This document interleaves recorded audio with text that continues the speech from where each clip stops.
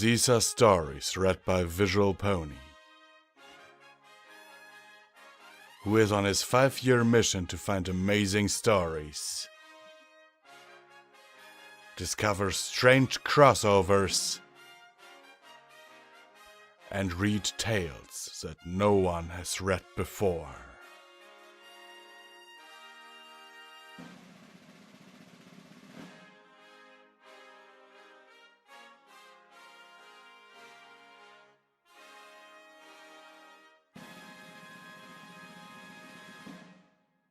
The Twilight Enigma, Chapter 22, The Scourge of the Pirates, which contains various and sundry lessons of greater and lesser importance, prefaced by a touch of philosophy.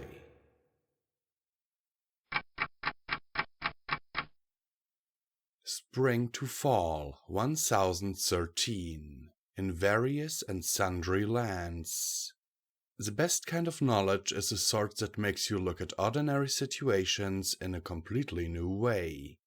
After going through Celestia's annotated copy of The Princess a dozen times, I was thinking about how other ponies looked at ordinary situations, and that occasionally made me a little distracted.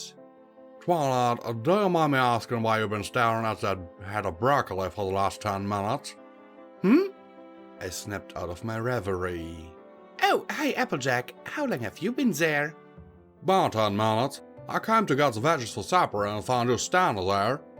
I could see you were thinking and I didn't want to disturb you, but I need to get the carrots and such. To the galley so the cook can get supper going. 1. Nebula was the most unusual pirate vessel aloft for a variety of reasons, not least of which was that Applejack had lined the rail of the stern galley with big boxes and had planted all sorts of vegetables to provide the crew with fresh food when we were far away from home. The ship somewhat resembled a market garden from astern. I drew the line at corn, however. I moved aside so Applejack could load up her basket. What were you thinking, if you don't mind me asking? Oh, just how experience is a terrible way to learn things, I said, my mind still half elsewhere. Really? AJ went on pulling carrots, but like most Earth ponies, she could articulate perfectly well with her mouth full. I don't know about that one. Books are fine and dandy, but just about everything I've learned comes from experience, and I don't do too bad. I didn't mean it that way, I said, turning to her and giving her my full attention. Experience is great for repetitive tasks and dependable environments, and also for refining knowledge. But there are times when it's not only not good, but actually misleading and potentially disastrous. Applejack frowned and cocked her head at me. Is this one of those philosophical sort of things? I don't put much store in that sort of foolish business. No, I said, a bit miffed. This is something practical. I knew you'd be coming for the vegetables, so I was thinking about what the broccoli would think. Applejack raised an eyebrow slightly. Don't look at me like that, I'll explain. Applejack sighed and leaned against the bulkhead. Go ahead, Sugar Cube.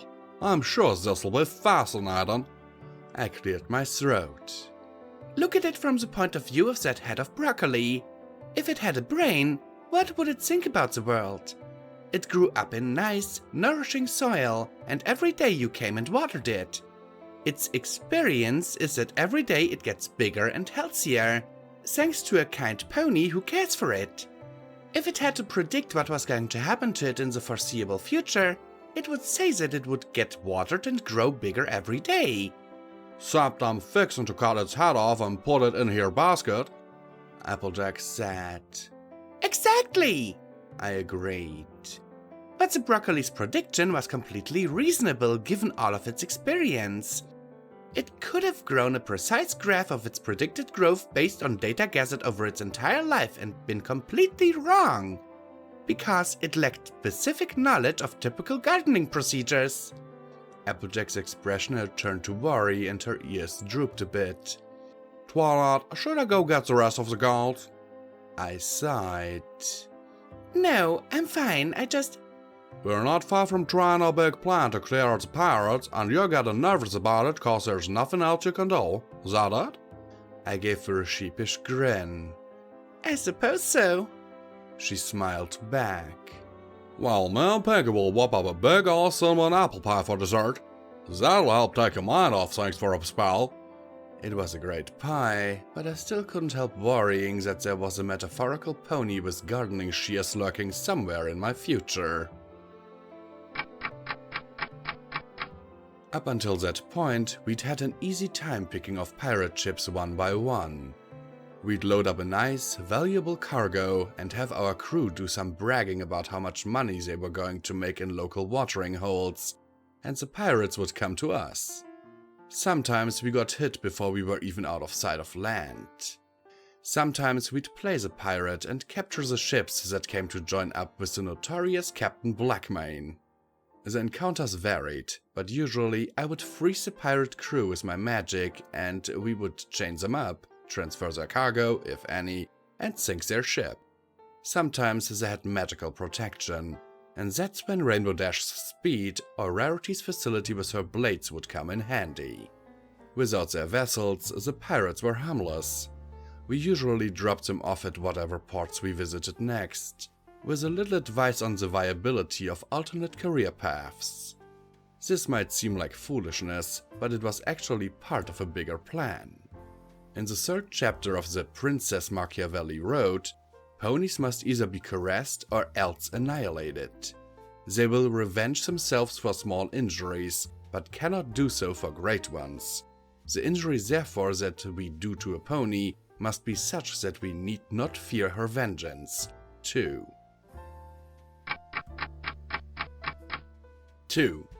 In the margin, Celestia had written, annihilation is easier to recommend than to achieve, but it is very convenient to have one's enemies believe one subscribes to this policy. For nearly 5 months, I had been injuring the pirates of the West.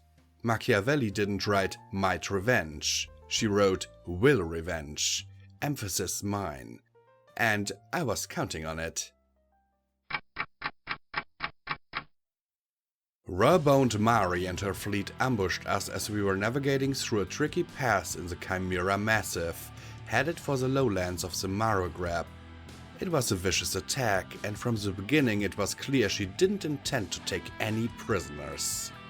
The unicorns Mari had stationed in the rocky spires above the pass opened up on us with everything they had. Without the protective web woven into her envelope, Nebula would have dropped like a stone within seconds. Our attackers knew we had a seriously powerful spellcaster aboard, but hadn't expected military-grade armor. That didn't stop them from continuing their attack. The next targets they chose were the tallets of the rock spires on either side of us. Their magic blasts might not be able to burn through our envelope, but several dozen tons of rock landing on top of us would down us just as surely. Nebula's crew went to work without hesitation or orders from me. A season of fighting off smaller ambushes had made it almost routine for them. I cast a conical shield over Nebula, shedding the falling boulders to either side, as Fluttershy dropped ballast to get us up above our attackers. There were several loud cracks, and the unicorns to starboard began firing wildly into the air.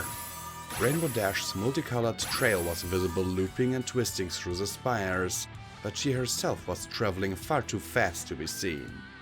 Every second that passed, there were fewer bolts of magic being cast. We rose above the jagged edge of the canyon into the turbulent upper air, and that's when the whole fleet hit us. The reason that airships use the passes through the massif is that the hot air rising from the desert below creates a violent turbulence along the edge that is difficult to fly through at the best of times. Usually, the winds will cause severe damage to a ship, even if they don't wreck it. So, every pony uses a couple of long sloping canyons that descend to the Maghreb. Every pony but a revenge-crazed madmare, that is. 2 big rebuilt merchant ships stood back from the edge of the massif. yawning and pitching in the wild air currents, while a dozen fast attack craft darted in on us. "Those are Zerubian military!" Rarity exclaimed. "The Khan isn't even trying to hide his support for those rogues! I don't think the Khan is expecting any surviving witnesses," I grumbled while modifying my shield to completely enclose Nebula. The Zerabian ships charged in, probably hoping to overwhelm our shield with sheer force. They were lighter than the pirates' Fox merchant ships, and so flew erratic and barely in control courses towards us. Even so, almost all of them hit us on their first pass, slamming their bladed prows into the shield with enough force that it shook me. Their mistake was that they came all at once. Against a unicorn of high magical ability, it was the right choice. Use overwhelming force to crack the shield, then dart in for hoof to hoof before she could recover. But I was stronger than they planned for. When they all rebounded from my shield at once, or completely missed as was the case with two of the craft, that gave me time to drop the shield and go on the offensive. The craft were all well armored, with both conventional and somophobic systems, and it took me a half dozen attempts to find a spell that was effective against them. But when I did, I had the key to disabling all of them. Uniformity has its downsides. Ferrous metals are naturally magical resistant to a high degree, and the zebras hadn't thought to coat their propeller shafts where they emerged from the engine housings. Carefully teleported sand from our dry ballast compressed around the drive shafts with a high-pressure compounded shield spell heated the shafts quickly enough that they failed within seconds. They either jammed or shed their propellers, and that put the targeted ships out of the fight. Pinkie Pie kept an ear to the speaking tube from the dorsal copula, where Applejack was spotting for us. She didn't say anything, just pointed in the direction of the ships hidden from my view by Nebula's envelope. There were a couple of moments when I could have sworn she was using all four hooves, possibly more. Regardless, the information enabled me to accurately teleport to where I could get a clear shot and then pop back to the quarterdeck. Working together, we crippled all of the fast attack ships within minutes, long before any of them could maneuver around for a second pass. We took a few arrow strikes, but the turbulent air made archery ineffective. The disabled ships whirled away from the winds. I appeared back on the quarterdeck after finishing the last Zerabian ship just in time to hear Pinkie say, "That mare's completely insane! And I can respect that!" I turned to look over the stern rail and saw Mari's ship bearing down on us at full speed. I'll say this for her, she was certainly no quitter. I aimed a heavy blast below the prow of the lead ship and wasn't really surprised to see it spatter and dissipate off their own anti-magic mesh. "Hey!" Pinkie cried out. "She's got that stuff too! Can she do that?" Evidently, she could. She could also plaster her hull and envelope in the zebra somophobic coating and employ some very powerful spellcasters, as it turned out. My trick with the Zerabian ships didn't work on hers, because her power linkages were all coated bronze, and her unicorns gave me no time to experiment further. I popped up a shield as the first bolts of magic sizzled in and got a good idea of how strong their unicorns were.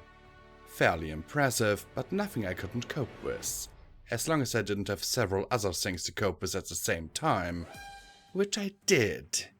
It turned out that raw-boned Mari was even crazier than any of us expected. The burning green goo that was a common, if horrible, component of aerial warfare in Zebrica was very tricky to use even in calm conditions. To try to catapult a mass of that flaming sticky stuff in moderately rough conditions was incredibly risky. To attempt to use it in what might as well have been a storm was completely insane. Raw-boned Mari was completely insane. The second ship went for altitude while I was busy keeping the lead ship's unicorns from burning holes in us. I was using a partial shield to conserve energy while trying to figure out a way to get us some breathing space for an attack of our own, when Pinkie suddenly shouted, "Twitch your tail! Twitch your tail!" I snapped my shield into a complete sphere around us, just in time to prevent the flaming green goo from coating the top of our envelope. I still don't know how they had managed to loft that stuff high enough and accurately enough to get it on target. Ooh! Pinky said, wide-eyed, her ear still pressed to the speaking tube. Applejack has a potty mouth!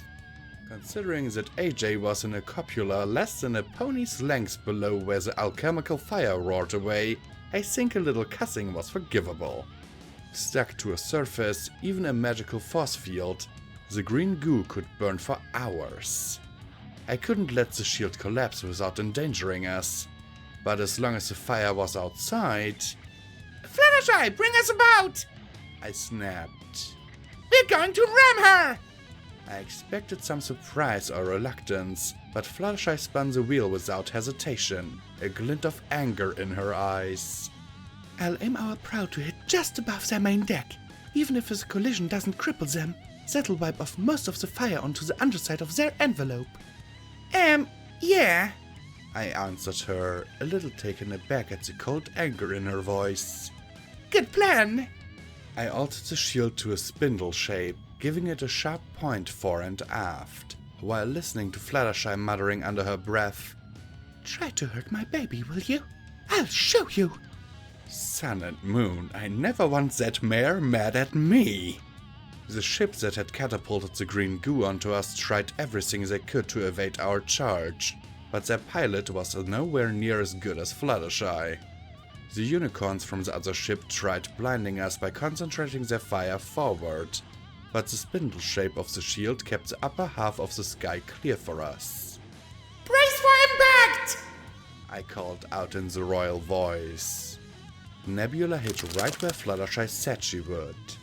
Even with an alicorn-powered shield in place, the momentum transfer was brutal.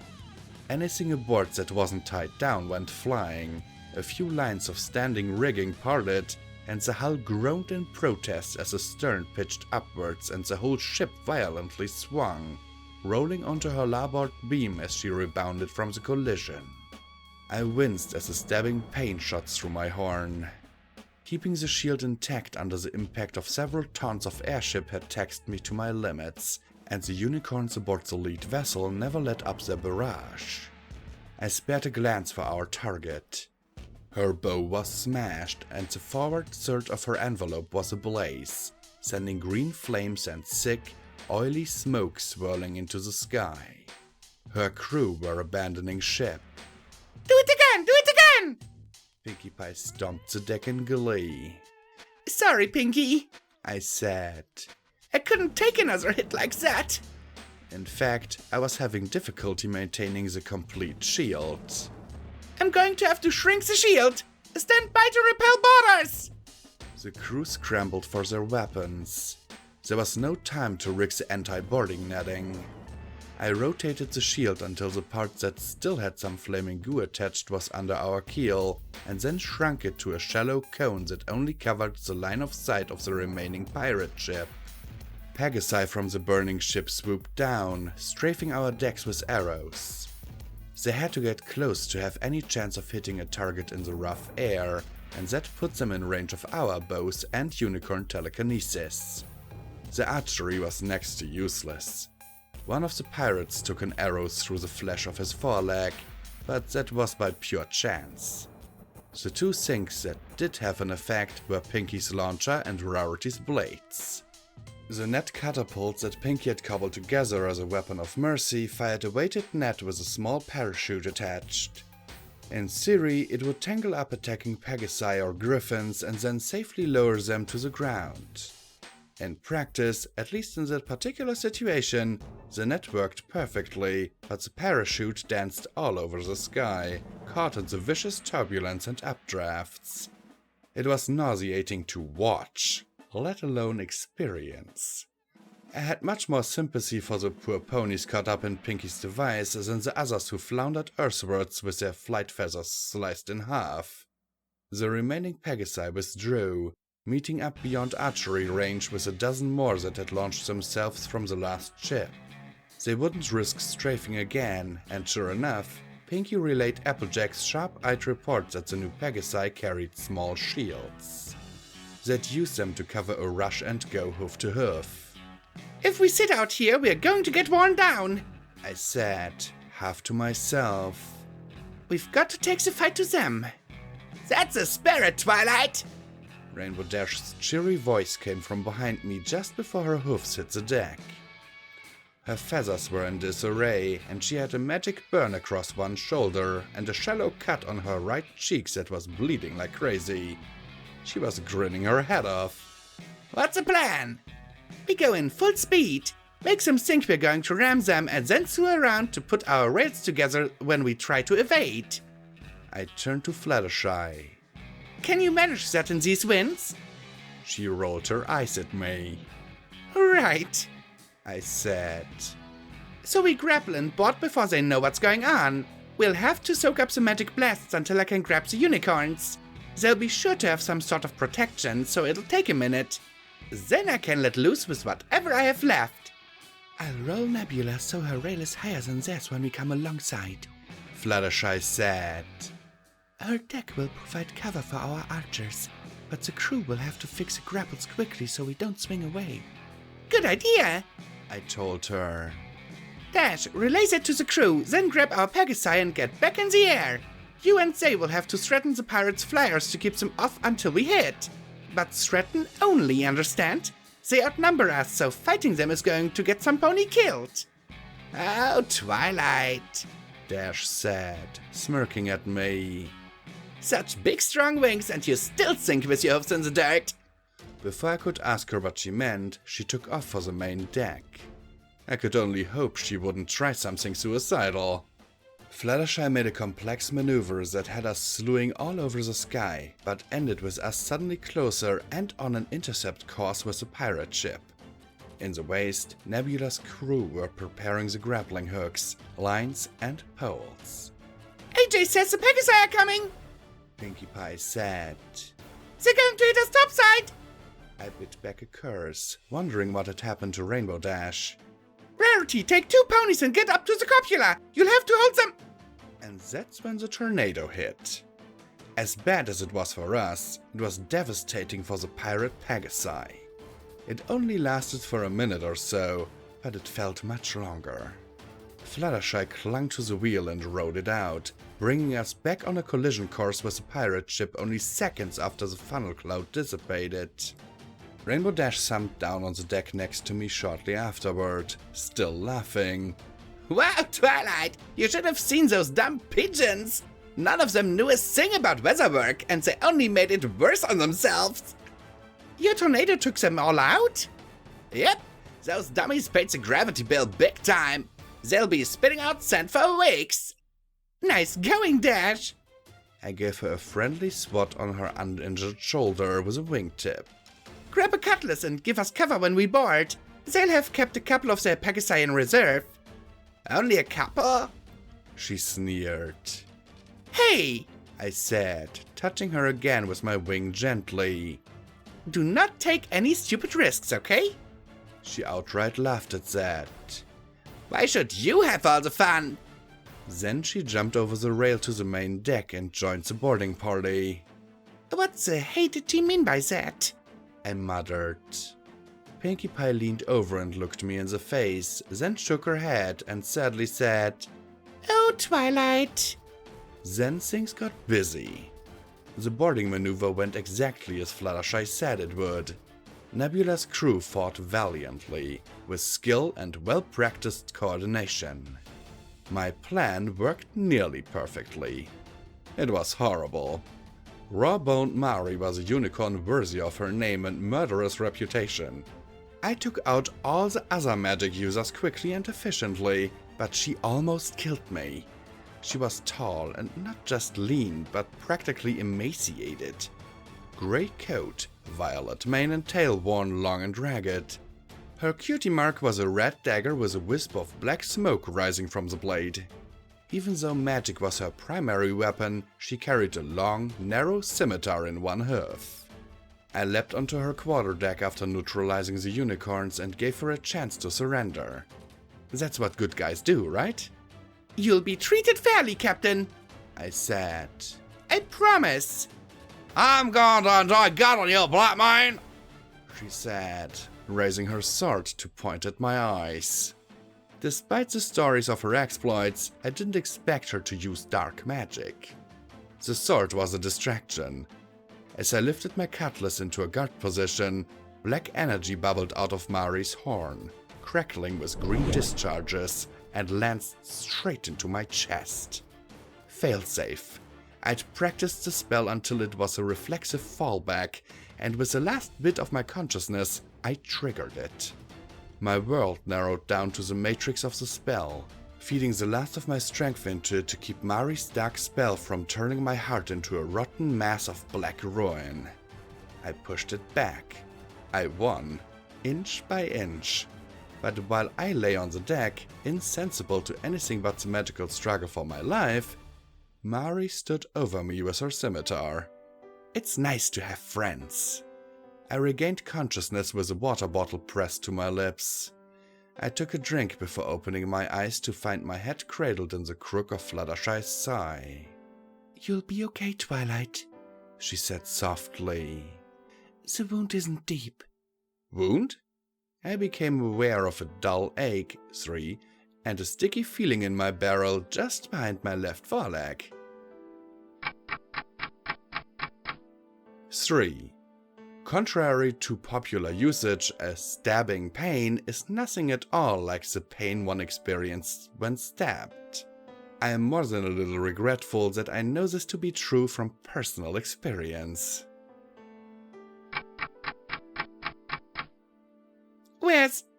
But a slight turn of my head gave me the answer. Raw-boned Mari's body lay next to me on the quarterdeck, cut to ribbons, 5 slender blades standing up from her corpse like needles in a pincushion. Oh, yes, Fluttershy said, almost too quietly to be heard. Is Rarity okay?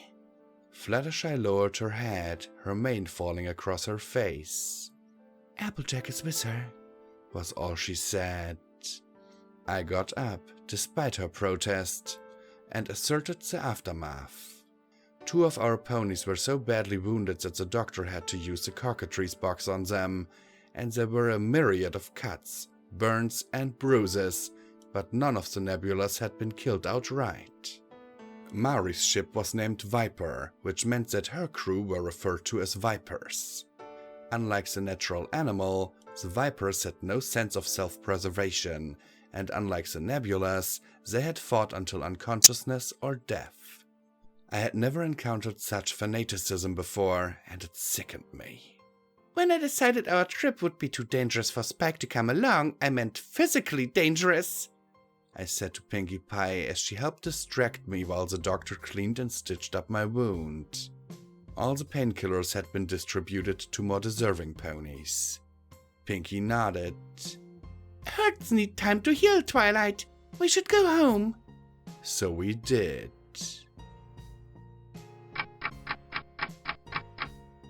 Luna was furious with me. Thou hadst no right to risk thyself in such an addle-padded manner, she shouted as she stumped back and forth across the floor of her bedchamber.